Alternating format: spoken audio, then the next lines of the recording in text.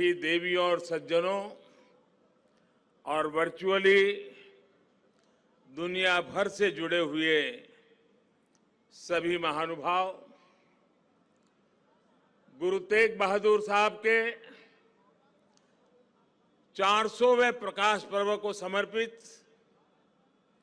इस भव्य आयोजन में मैं आप सभी का हृदय से स्वागत करता हूं। अभी शबद कीर्तन सुनकर जो शांति मिली वो शब्दों में अभिव्यक्त करना मुश्किल है। आज मुझे गुरु को समर्पित स्मारक डाक टिकट और सिक्के के विमोचन का भी सौभाग्य मिला है। मैं इसे हमारे गुरुओं की विशेष कृपा मानता हूं। इसके पहले 2019 में हमें गुरु नानक देव जी का 550वां प्रकाश पर्व और 2017 में गुरु गोविंद सिंह जी का 350वां प्रकाश पर्व मनाने का भी सौभाग्य मिला था। मुझे खुशी है कि आज हमारा देश पूरी निष्ठा के साथ हमारे गुरुओं के आदर्शों पर आगे बढ़ रहा है। मैं इस पुण्य अवसर पर सभी 10 गुरुओं के चरणों में आदरपूर्वक नमन करता हूं।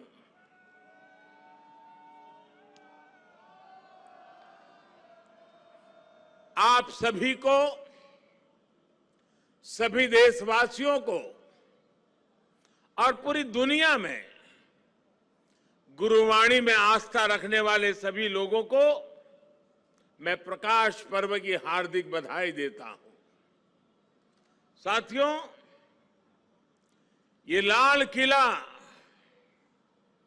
कितने ही अहम कालखंडों का साक्षी रहा है। इस किले ने गुरु तेग बहादुर साहब की शहादत को भी देखा है और देश के लिए मर मिटने वाले लोगों के हौसले को भी परखा है। आजादी के बाद के 75 वर्षों में भारत के कितने ही सपनों की गूंज यहां से प्रतिध्वनित हुई है। इसलिए आजादी के अमृत महोत्सव के दौरान लाल किले पर हो रहा ये आयोजन बहुत विशेष हो गया है। साथियों, हम आज जहां हैं, अपने लाखों करोड़ों स्वाधीनता सेनानियों के त्याग और बलिदान के कारण है। आजाद हिंदुस्तान, अपने फैसले खुद करने वाला हिंदुस्तान, लोकतांत्रिक हिंदुस्तान, दुनिया में परोपकार का संदेश पहुंचाने वाला हिंदुस्तान, ऐसे हिंदुस्तान के सपने को पूरा होते देखने के लिए कोटि कोटि लोगों ने खुद को खपा दिया। ये भारत भूमि सिर्फ एक देश ही नहीं है, बल्कि हमारी महान विरासत है, महान परंपरा है। इसे हमारे ऋषियों, मुनियों, गुरुओं ने सैकड़ों हजारों सालों की तपस्या से सींचा है, उसके विचारों से समृद्ध किया है। इसी परंपरा के सम्मान के लिए, उसकी पहचान की रक्षा के लिए दसों गुरुओं ने अपना जीवन समर्पित कर दिया था। इसलिए साथियों, सैकड़ों काल की गुलामी से मुक्ति को भारत की आजादी को भारत की आध्यात्मिक और सांस्कृतिक यात्रा से अलग करके नहीं देखा जा सकता। इसलिए आज देश आजादी के अमृत महोत्सव को और गुरु तेग बहादुर साहब के 400वें प्रकाश पर्व को एक साथ मना रहा है, एक जैसे संकल्पों के साथ मना रहा है। साथियों, हमारे गुरुओं ने हमेशा ज्ञान और अध्यात्म के साथ ही समाज और संस्कृति की जिम्मेदारी उठाई। उन्होंने शक्ति को सेवा का माध्यम बनाया। जब गुरु तेग बहादुर साहब का जन्म हुआ था तो गुरु पिता ने कहा था, दिन रक्ष संकट हरण, दिन रक्ष संकट हरण, यानी ये बालक एक महान आत्मा है, ये दिन दुखियों की रक्षा करने वाला, संकट को हरने वाला है। इसलिए श्री हरगोविंद साहब ने उनका नाम त्यागमल रखा। यही त्याग गुरु तेग बहादुर साहब ने अपने जीवन में चरितार्थ भी करके दिखाया। गुरु गोविंद सिंह जी ने तो उनके बारे में लिखा है, तेग बहादुर सिमरिये घर नौ निधि आवे धाई, सब थाई होई सहाय। अर्थात गुरु तेग बहादुर जी के स्मरण से ही सभी सिद्धियां अपने आप प्रकट होने लगती हैं। गुरु तेग बहादुर जी का ऐसा अद्भुत आध्यात्मिक व्यक्तित्व था, वो ऐसी विलक्षण प्रतिभा के धनी थे। साथियों, यहां लाल किले के पास, यहीं पर गुरु तेग बहादुर जी के अमर बलिदान का प्रतीक गुरुद्वारा शीशगंज साहब भी है। ये पवित्र गुरुद्वारा हमें याद दिलाता है कि हमारी महान संस्कृति की रक्षा के लिए गुरु तेग बहादुर जी का बलिदान कितना बड़ा था। उस समय देश में मजहबी कट्टरता की आंधी आई थी। धर्म को दर्शन, विज्ञान और आत्मशोध का विषय मानने वाले हमारे हिंदुस्तान के सामने ऐसे लोग थे जिन्होंने धर्म के नाम पर हिंसा और अत्याचार की पराकाष्ठा कर दी थी। उस समय भारत को अपनी पहचान बचाने के लिए एक बड़ी उम्मीद गुरु तेग बहादुर साहब के रूप में दिखी थी।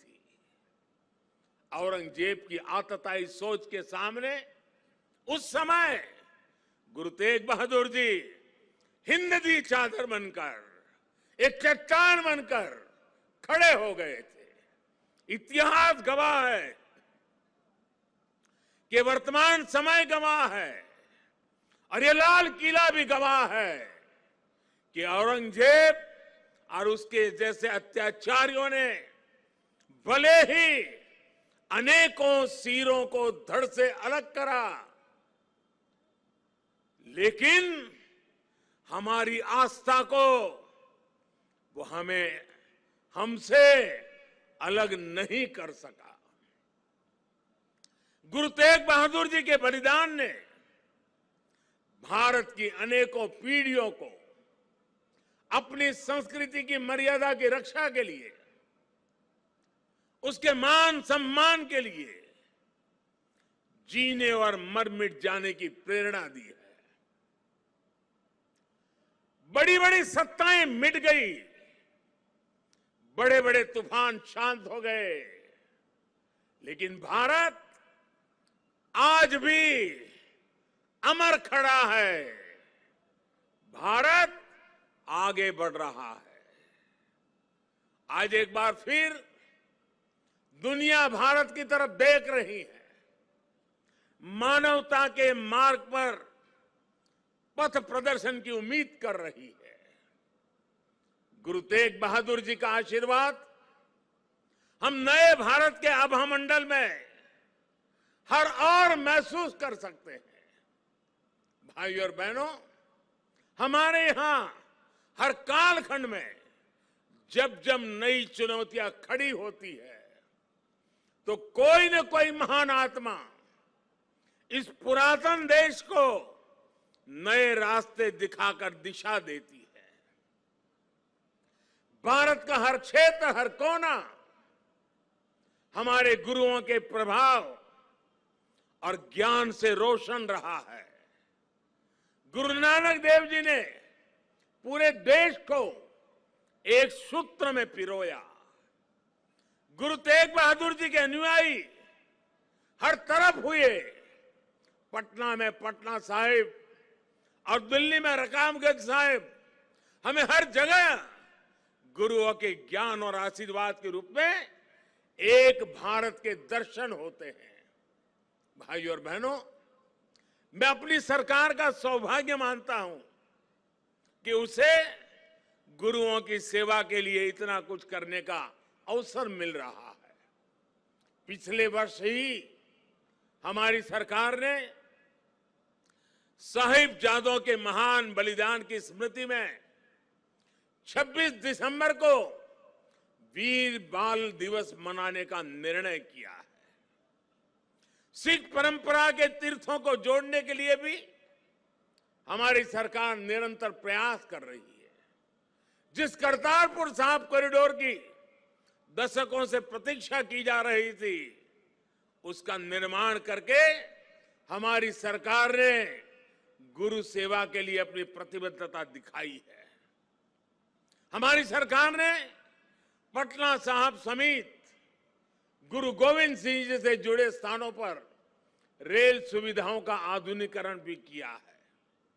हम स्वदेश दर्शन योजना के जरिए पंजाब में आनंदपुर साहिब और अमृतसर में अमृतसर साहिब समेत सभी प्रमुख स्थानों को जोड़कर एक तीर्थ सर्किट भी बना रहे हैं। उत्तराखंड में हेमकुंड साहिब के लिए रोपवे बनाने का काम अभी आगे बढ़ रहा है। साथियों, श्री गुरु ग्रंथ साहिब जी हमारे लिए आत्म कल्याण के पथ प्रदर्शक के साथ साथ भारत की विविधता और एकता का जीवंत स्वरूप भी है। इसलिए जब अफगानिस्तान में संकट पैदा होता है, हमारे पवित्र गुरु ग्रंथ साहिब के स्वरूपों को लाने का प्रश्न खड़ा होता है, तो भारत सरकार पूरी ताकत लगा देती है। हम न केवल गुरु ग्रंथ साहिब के स्वरूप को पूरे सम्मान के साथ शीर्ष पर रखकर लाते हैं, बल्कि संकट में फंसे अपने सिख भाइयों को भी बचाते हैं। नागरिकता संशोधन कानून ने